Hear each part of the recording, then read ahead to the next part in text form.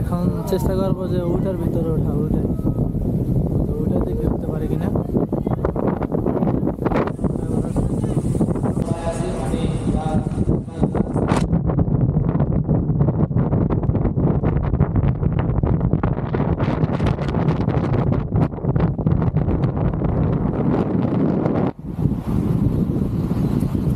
এটা হলো বৌদ্ধ মন্দির চাইনিজদের, ওই যে দেখুন।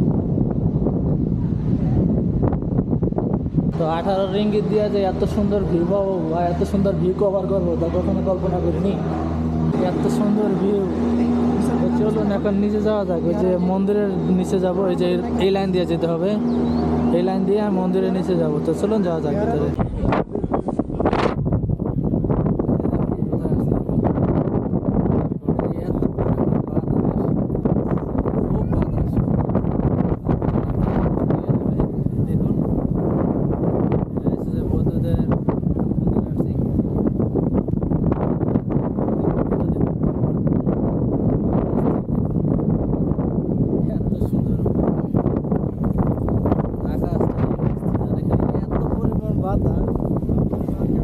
কি আপনি হয়ে যাবে আমার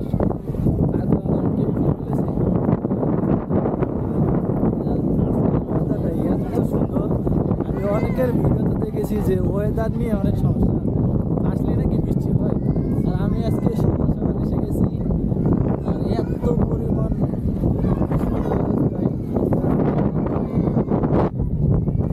এত সুন্দর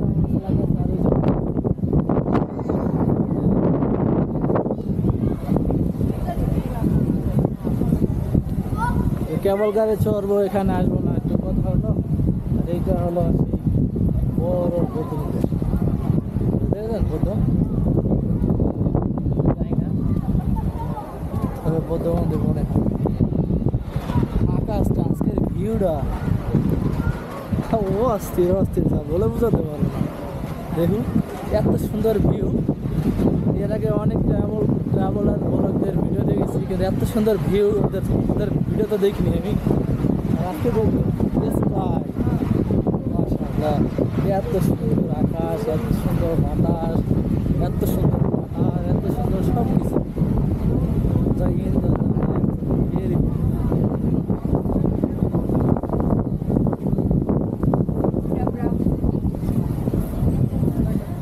আর যে এখান থেকে মন্দিরের ভিউটা একটু ভালো দেখা যায়।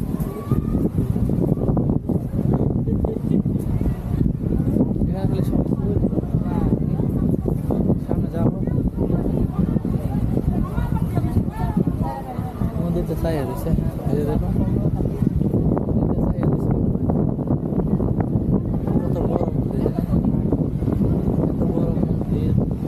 তার জন্য এখানকার টুরিস্ট অনেক বেশি ভালো, এখানে টুরিস্টরা অনেক বেশি ঘুরে এবং অনেক বেশি এরা রিপ্রেজেন্ট করে মন্দিরকে। তো আমি এখানে একটি 360 ফটোশ্যুট করবো, এই মন্দিরটা কভার করবো। তো চলো মন্দিরটা কভার করা যাক, পরে আমি আপনাদেরকে দেখাচ্ছি। বাই। দেখুন কত বড় মন্দির।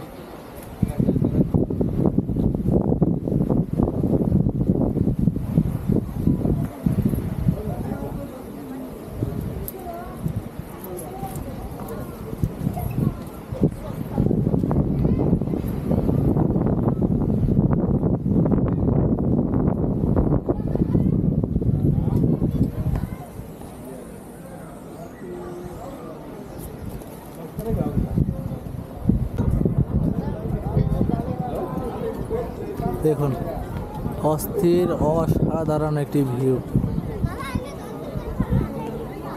যা পুরাই অস্থির। কি বলবো, বলার মতো কোনো ভাষা নাই। এত সুন্দর যে ভিউ, এত সুন্দর একটি ভিউ পাবো।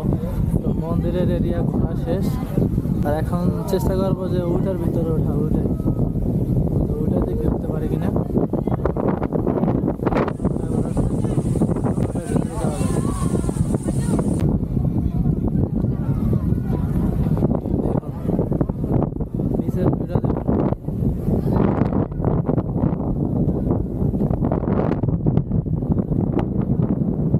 দেখি ওটার উপরে ওঠা যায় কিনা। তো ওখানে যাওয়া যাবে।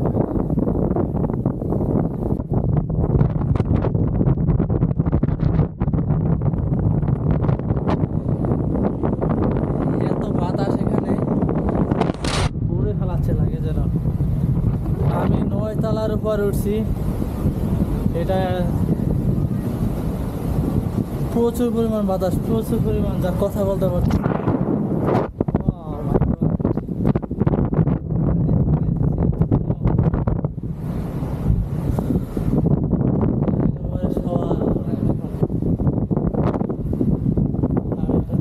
ভিডিও শুট নিয়ে দেখাচ্ছি আপনাদেরকে।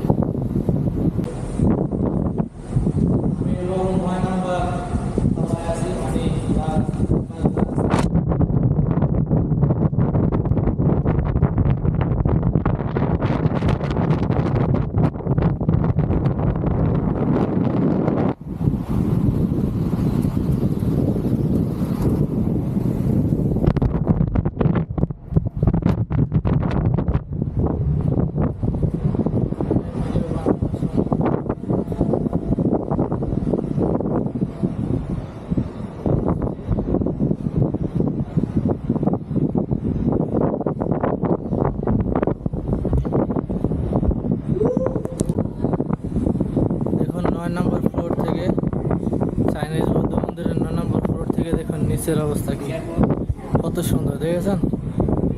নিচের আকাশটা কি সুন্দর, পাহাড় আর পাহাড়, মাঝখানে মাঝখানে শুধু বিল্ডিং দেখেছেন।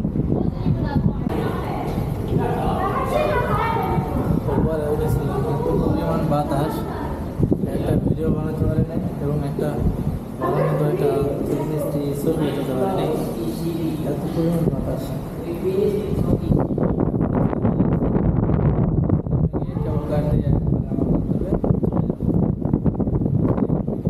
কিরকম করে বানাইছে, গোল গোল করে বানিয়েছে।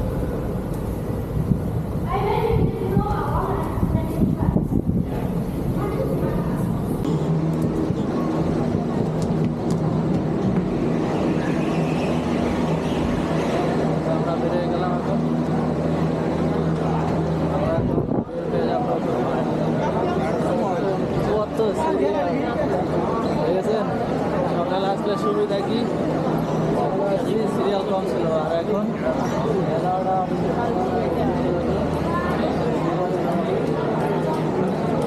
পুরো লাইভ সিরিয়াল। আমরা এখন বেরিয়ে যাচ্ছি। তো আজকের ভিডিওটা এই পর্যন্ত, আমি চলে যাচ্ছি। এখন আমার গন্তব্য হলো বাস ধরে আমি সিঙ্গারে চলে যাবো। তো ওখান থেকে আমি আমার গন্তব্যে আবার ট্রেন দিয়ে আমি আমার বাসা চলে যাব। তো ভিডিওটা আছে পর্যন্ত, ভিডিওটা কেমন লাগলো অবশ্যই কমেন্ট করে জানাবেন, আর ভালো লাগলে চ্যানেলটি সাবস্ক্রাইব করে আমার সাথে থাকবেন এবং পেজটি ফলো করে আমার সাথে থাকবেন। তো দেখা হবে আরও অন্য কোনো একটি ভিডিওতে। সে পর্যন্ত পাশে থাকুন, সুস্থ থাকুন, আল্লাহ হাফেজ। 3 নম্বর প্ল্যাটফর্মে চলে যাই, আমার ওখানে বাস আসবে, তো বাসে করে আবার চলে যাবো। তো আজকে গেন্দে থাইল্যান্ডে কেবল কারে ওঠার মাধ্যমে আমার একটি ভাই আমাকে হেল্প করছিল। সেটা হলো যে একটি বাংলাদেশি ভাই আমাকে তখন বলছিল, আমার কাছে কার্ড ছিল না, তাকে বলেছিলাম ভাই আমাকে একটা কার্ড কিনে দেবো। কার্ড কিনে দেওয়ার জন্য তাকে বলেছি, সে আমাকে কি কার্ড কিনে দিয়েছিল। অনেকের বলছি, অনেকে কিনে দেয়নি, কিন্তু একজন বাঙালিকে বলেছি, তখন সে আমাকে 18 রিঙ্গিত দিয়ে কি কার্ড কিনে দেয়, সেটা আপনাদেরকে দেখালাম। ওই কার্ডটা দিয়ে 72 ঘন্টা ডেট থাকবে, 72 ঘন্টার ভিতরে মানে করতে পারবেন কেবল কারে। তো আমার সময় নেই, আমি খুব দ্রুত চলে যাচ্ছি। এখন আমার বাসা অনেক দূর, তাই চলে যাচ্ছি অনেক তাড়াতাড়ি। 12টা বাজে খুব তাড়াতাড়ি চলে যাচ্ছি। আর যারা আসবেন তারা অবশ্যই ভালোভাবে আসতে পারেন। কীভাবে আসবেন সেসব প্রসেসগুলো আমি দেখাইছি। আর এখন আমি 10 রিঙ্গিত দিয়ে আমি আবার আমার গন্তব্যে চলে যাব। গন্তব্যে যাওয়ার পরে আবার ওখান থেকে ট্রেন ধরে আমার বাসা যেতে হবে। তো ভিডিওটা আছে পর্যন্ত, সবাইকে ধন্যবাদ যারা ভিডিও আমার দেখছেন, এবং বিশেষ করে বাঙালি ভাইকে ধন্যবাদ যে আমাকে টিকিট কেটে কেবল কারে ওঠার জন্য সহযোগিতা করেছিল। তো সবাই ভালো থাকবেন, সুস্থ থাকবেন, আল্লাহ হাফেজ। হ্যাঁ, এই যে ভাইয়েরা আসে না, থেকে আসেন, এই যে ভাইয়েরা কেমন আছেন সবাই?